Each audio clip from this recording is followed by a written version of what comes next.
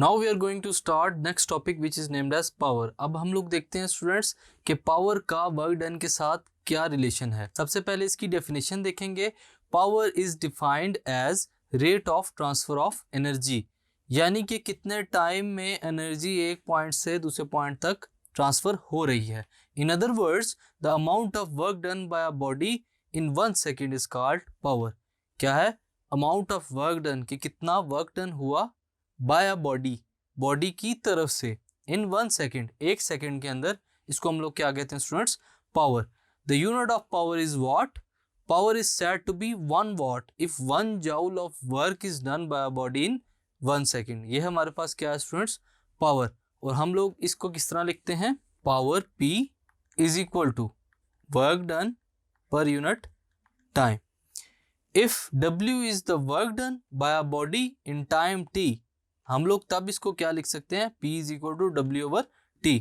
अब हम लोग यहाँ पर पुट करते हैं students, putting W is equal to F dot D। F dot D को हम लोग पुट करते हैं तो इक्वेशन कैसे चेंज होगी students? Then P will be equal to W की जगह क्या पुट कर देंगे? F dot T divided by T, which is equal to F dot V। F dot V कैसे आया स्टूडेंट्स? क्योंकि D over T हमारे पास किसके इक्वल होता है? वेलोसिटी के, which is velocity is equal to displacement per unit time। Thus we can say the dot product of force and velocity is called power। तो हम लोग क्या कह सकते हैं students? Dot product of force and velocity किसके equal होगा students? Power के। ये भी हमारे पास क्या है? पावर। तो यहां पर हमारे पास दो कंडीशंस आती हैं जिसमें एवरेज पावर और इंस्टेंटेनियस पावर की बात की जाती है। सबसे पहले क्या देखते हैं students? Average power. The total work done delta W by a body in total time delta T।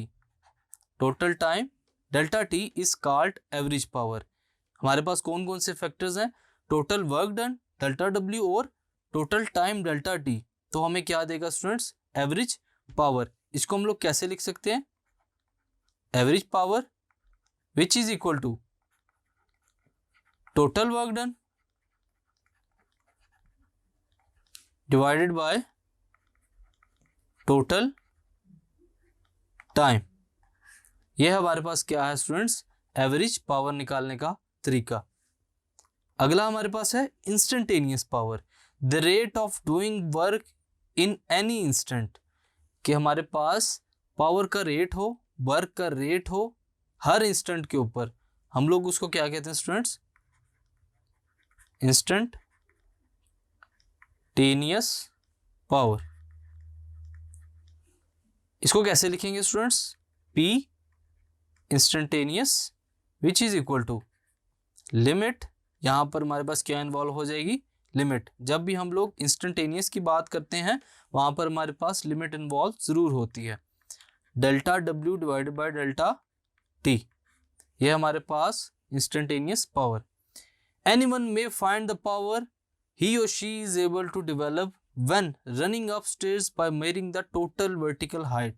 अगर स्टेयर्स के ऊपर कोई भाग रहा हो तो हम लोग क्या करेंगे? सबसे पहले टोटल वर्टिकल हाइट को हम लोग फाइंड करेंगे and using a stop watch to find the time taken. और हम लोग देखेंगे कि कितने टाइम में वो स्टेयर्स चढ़े हैं।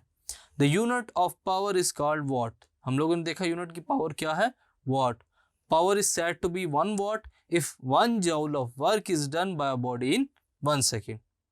हम लोग इसको कैसे लिख सकते हैं? यूनिट ऑफ पावर कैसे लिखेंगे स्टूडेंट्स इसको? 1 watt किसके इक्वल होगा? Joule per second. जाउल किसकी यूनिट है? वर्क डन की। और सेकेंड किसकी यूनिट है? टाइम की। Watt is very small unit.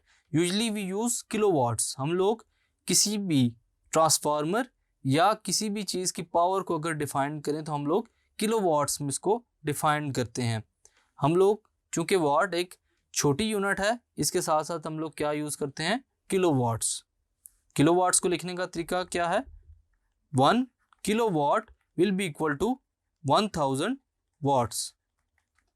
तो ये थी हमारे पास पावर की डेरिवेशन। अब हम लोग स्टूडेंट्स पावर की एक एग्जांपल देखते हैं। A 70 kg athlete runs up stair in 4 seconds. जैसा कि हम लोगों ने भी अपने टॉपिक में बात की थी, उसी के हवाले से एक एग्जांपल है कि एक एथलीट जिसका वजन या मैस क्या है हमारे पास 70 kg runs up stairs, stairs की अपवर्ड डायरेक्शन में भागेगा इन 4 सेकेंड्स। टाइम कितना है, 4 seconds. The vertical height of stairs is 4.5 metre. Vertical height क्या है, 4.5 मीटर।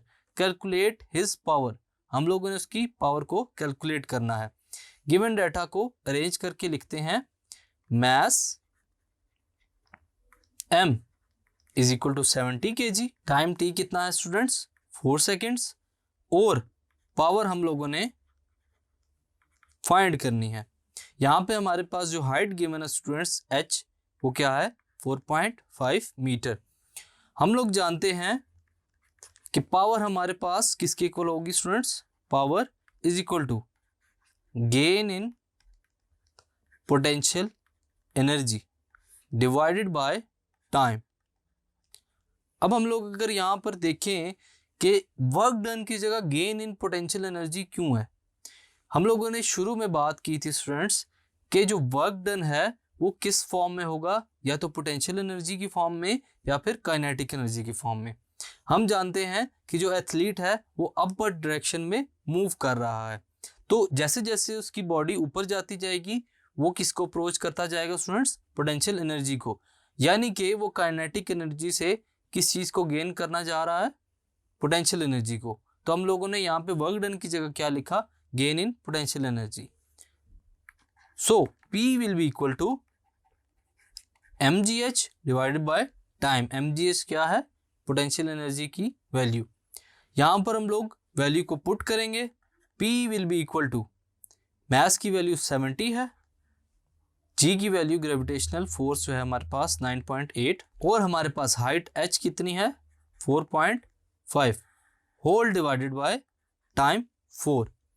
अब हम लोग इसको सॉल्व करेंगे तो हमारे पास जो पावर की वैल्यू आएगी 770 विद पावर वाट्स। ये है वो पावर उस एथलीट की जो वो यूज कर रहा है क्या करने के लिए, स्टेयर्स पर चढ़ने के लिए। Thank you.